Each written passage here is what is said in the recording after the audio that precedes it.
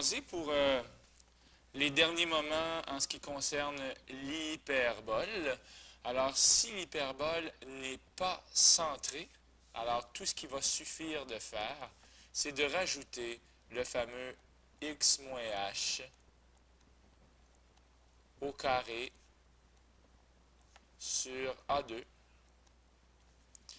moins y moins k au carré sur B2 égale à 1. Alors ça, c'est une hyperbole gauche-droite. Puis évidemment, vous aurez compris que si c'est le contraire, si on change les termes de place, comme dans y moins k au carré sur B2, moins x moins h au carré sur A2 égale à 1, ben ça va donner une hyperbole au bas. Alors ici, étant donné qu'on a x moins y, ça va être une hyperbole gauche-droite. Le chiffre 4 nous invite à bien comprendre que le paramètre A vaut 2, le paramètre B vaut 1,5 et le centre 1 moins 1,5. Alors HK égale à 1 et moins 1,5. Alors, au lieu de la tracer ici, on a déjà vu comment le tracer. Je vais tout simplement aller ici, vous montrer de quoi ça a l'air. Cette espèce de hyperbole-là. J'ai dit que le centre, c'était 1 et moins 1,5. Comme ça. Oups! Il glisse. Il glisse. Bon, je l'ai. Juste pour être certain, c'est bien ça. 1 et moins 1,5. Et A et B sont ici. Il ne faut pas que je l'oublie. Je suis vieux. Donc, A égale 2 et B vaut 1,5. Alors, ça donne cette hyperbole-là ici. On a la boîte, on a les asymptotes, et on a, en passant, on n'oubliera pas que la différence des distances, les lignes rouges qui sont ici, lorsqu'on les soustrait ensemble, ça donne toujours 4. C'est toujours 2a la différence des distances lorsque l'hyperbole, elle est gauche-droite. Okay? Si elle est au bas, la différence des distances, ce serait 2b. C'est très, très, très facile à montrer. OK? Alors, voilà, ça c'est fait, ça c'est fait. Trouve les foyers. Ben, les foyers, tiens, on va faire ça comme ça. Alors, celle-ci, je vais la tracer. Trouve les foyers. Bien, ici, on a A égale 3 et B égale 4. Donc, il reste un petit Pythagore à faire. Ça veut dire qu'on va faire une boîte comme ceci. Comme ça. Oui, parce que j'ai 3 unités vers la droite. 3 unités vers la gauche. J'essaie de faire une belle boîte, comme si c'était un cadeau de Noël. Tu sais, on se force. Voilà. Comme ça. Comme ça. Et comme ça. Bon, donc, ici, on a une boîte. On va avoir les asymptotes qui vont être à peu près comme ça. Pas pire. Pas pire, ça va très bien, mon histoire. Tiens. Alors, on a ça ici. C'est une hyperbole qui va être gauche-droite. OK? Alors, elle va être ici. Comme ça. Comme ça. Et, dans le fond, elle va être ici. J'aurais pu, dans le fond, tout simplement aller me servir de la vidéo. Là. Pas de la vidéo, mais de GeoGebra, mais c'est pas grave. Bien, je vais vous dire où sont les foyers. Moi, les foyers vont être ici, aux positions... Ah, le petit bonhomme souris ne marche pas ce matin. Il n'est pas de bonne humeur. Alors, les foyers sont toujours à placer de telle sorte que le Pythagore soit respecté. Et le Pythagore, c'est C2, qui est égal à A2 plus B2. Comme ça. Alors, étant donné qu'on a 3 et 4, alors C2 est égal à 3 à la 2 plus 4 à la 2. On va donc trouver que C est égal à 5. Et c'est pour ça que les foyers sont comme ça.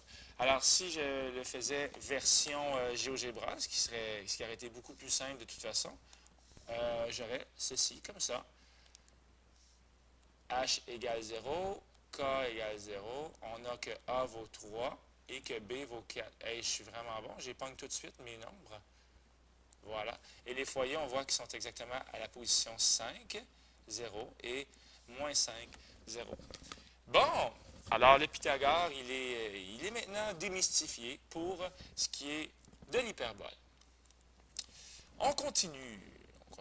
Un problème à l'envers, ben tiens, ah oui, avec l'hyperbole de tantôt, alors je pense que je vais aller la retrouver, l'hyperbole de tantôt. On a un h qui valait 1 et un k qui valait moins 1,5. Puis le paramètre a valait 2 et le paramètre b valait 1,5. Donc, on a l'hyperbole de tantôt et on a un problème à l'envers, tout simplement. Qu'est-ce qui arrive si x vaut 10? Alors, algèbre, tu es mon ami, et c'est parti. On va remplacer x par 10. Alors, 10 moins 1 au carré sur 4, moins y plus 1,5 au carré sur 2,25 égale 1. Alors là, j'espère que ma calculatrice n'est pas très très loin. Alors, je suis en train de me pencher dans mon sac d'école. J'ai la face dedans. Et j'ai survécu à l'expérience. J'ai trouvé ma calculatrice. Donc, ça va faire 81 sur 4 moins y plus 1,5 au carré sur 2,25 égale à 1. Là, l'objectif, les amis, c'est vraiment d'avoir un égal avec tout simplement deux fractions, une de chaque côté. Et c'est ça qu'on veut. Là. Alors, ce que je vais faire, on pourrait peut-être faire moins y plus 1,5 à la 2 sur 2,25 est égal à 1 moins 84 quarts. Donc, tout ce que j'ai fait, c'est enlever 84, pas 84, mais 81 quarts de chaque côté. Puis, au lieu d'écrire 1, on va écrire 4 quarts. Ça a déjà été expliqué. Alors, ça va faire moins y plus 1,5 à la 2 sur 2,25 est égal à moins 77 quarts. On va enlever les moins. Il n'y en a plus.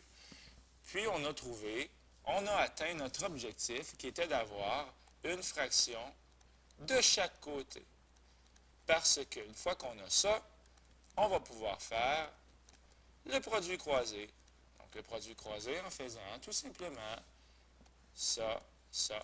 Donc, y plus 1,5 à la 2, wow, égale à 2,25 fois 77, divisé par 4. Ça ne donnera vraiment pas des beaux chiffres ronds. Ça donne, ben, c'est pas si pire. 43,3125. J'ai peut-être parlé trop vite. Égale 43,3125. On va faire la racine carrée. Là, c'est vraiment plus joli. Donc, ça donne y plus 1,5 à la 2, puis à la 2 égale plus ou moins 6,581. Tout ce qui reste à faire pour trouver y, ça va être que y égale à 6,581 moins 1,5 et y est égal à moins 6,581 moins 1,5. Dans les deux cas, on va aller voir qu'est-ce que ça va donner. Alors, ça donne 5,08 à peu près. Et l'autre va donner moins 8,08. Alors, je m'empresse d'aller dans mon graphique pour aller voir si c'est vrai. J'ai remplacé x par 10. Alors, on remplace x par 10 et c'est parti. Alors, lorsque x vaut 10, j'avais dit 5,08. Regardez comme c'est des bonnes nouvelles. Puis, lorsque x vaut 10, on a aussi de l'autre côté. Oups, là, de l'autre côté, j'ai dit ici.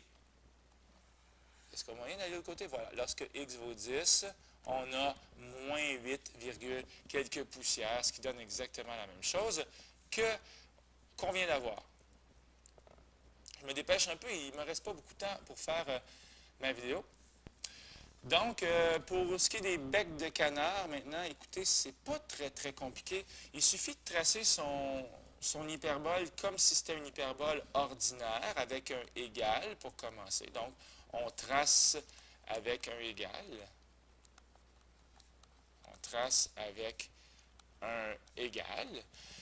Alors, ici, j'ai le paramètre A qui vaut 9 et le paramètre B qui vaut 4. Donc, on va faire une boîte.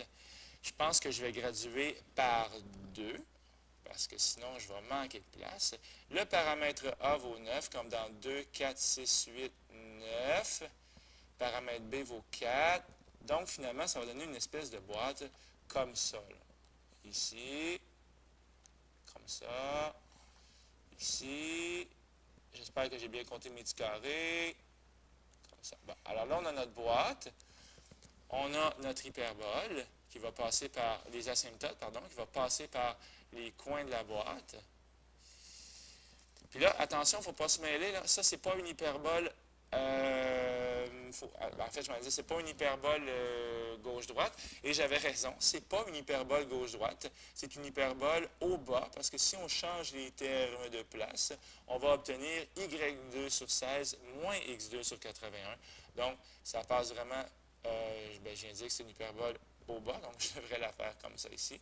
On passe par le point 0,4. Puis, il n'y a rien qui nous empêche de vérifier. Hein? Si je remplace x par 0 et y par 4, hein? Ça va marcher, hein? Ça va faire égal 1, parce que 4 au carré sur 16, ça fait 1. Donc, on a comme une espèce de petite police d'assurance quand on remplace par des points. Donc, ça donne une hyperbole très, très, très, très, très ouverte d'esprit. Donc, elle s'en va ici frôler les asymptotes, comme ça. Et là, dans le fond, ce que je dois faire, je viens de réaliser que j'aurais dû faire mon hyperbole en pointillé. Alors, je pense que ce que je vais faire, je vais me corriger, je vais le faire en noir. Donc, en pointillé. C'est en pointillé qu'on va la faire. On va la faire en pointillé parce qu'il n'y a pas de égal en dessous du bec de canard. Donc, le principe, c'était ça ici.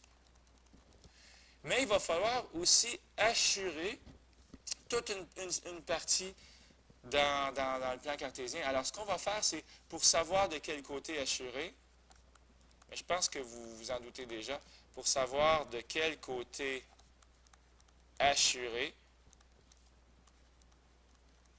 ben, il faut remplacer par un point. Remplacer. Par exemple, remplaçons par lui ici, là. On va remplacer par 0, 0. Alors, on va voir ça. Moins 0 au carré sur 81, plus 0 au carré sur 16. Est-ce que c'est plus grand que 1? Et la réponse est non. Vraiment pas. Non, c'est pas plus grand que 1. Alors, étant donné qu'on a répondu non, on va assurer, mais de l'autre côté du point jaune que j'avais choisi, le point 0, 0. Et dans le fond, ça va être là et là. Alors, c'est ça le principe des inéquations. Okay? Le domaine, tout ce que j'ai barbouillé, le domaine, tous les x sont bienvenus. Okay? Autrement dit, je pourrais faire une flèche comme ça. Là. Tous les x sont barbouillés. C'est les réels. Mais ce n'est pas vrai que tous les y ont été barbouillés. Les y ont été barbouillés de moins l'infini jusqu'à moins 2 et de 2 jusqu'à l'infini. Donc, on écrirait ça comme ça. De moins l'infini jusqu'à moins 2 et de 2 jusqu'à l'infini. Comme ça. Alors, c'est le principe des inéquations. Alors, tout ce qu'il suffit de faire, c'est de remplacer pour savoir de quel côté on va barbouiller. OK? Maintenant, on va jouer à trouver l'hyperbole cachée. Alors, c'est le même principe qu'on a vu avec l'ellipse. On va faire moins 144, parenthèse, x2, plus, et là, 144 fois quoi va donner 11,52? Alors, je vais tout simplement faire 11,52 divisé par 144, et ça donne 8 comme ça. Donc, moins 144 fois x2, on peut vérifier, ça donne bien moins 144x2. Et moins 144 fois 8, ça donne bien moins 1152x.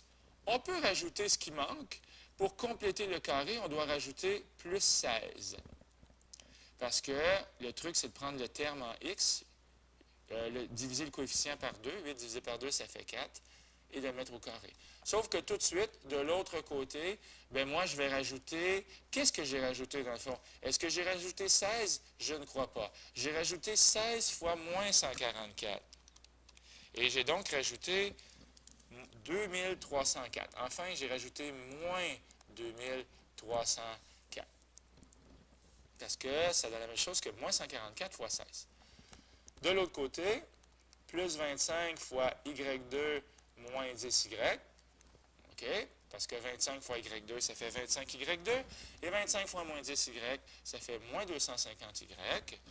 Bien là, je vais rajouter ce qui manque pour compléter le carré, c'est plus 25. Mais 25 fois 25, ça fait 625. Ne pas oublier le 5279. Je pense que je vais le mettre de ce côté-là, tout simplement. Alors, quand on va faire le ménage de ça, ça va faire 144, moins 144 fois x plus 4 au carré, plus 25, fois y moins 5 au carré, égale, et là, on va additionner tous ces petits termes ici, moins 2304, plus 625, plus 5279, ça donne 3600. Good! Il suffit de diviser par 3600 de chaque côté pour avoir la vérité. On va donc avoir quelque chose qui ressemble à ceci. X plus 4 au carré, en fait moins x plus 4 au carré sur 25, plus y moins 5 au carré sur 144, égale à 1. Donc, c'est une hyperbole qui est au bas parce que si on change les termes de place, on va avoir y au carré moins x au carré. Reconnaître une hyperbole, c'est facile. Pourquoi, en regardant ça, on sait que c'est une hyperbole? Parce que lorsqu'on regarde les termes au deuxième degré, ils sont de signe contraire. J'ai plus 25 et moins 144. Les coefficients des termes du deuxième degré sont de signe contraire.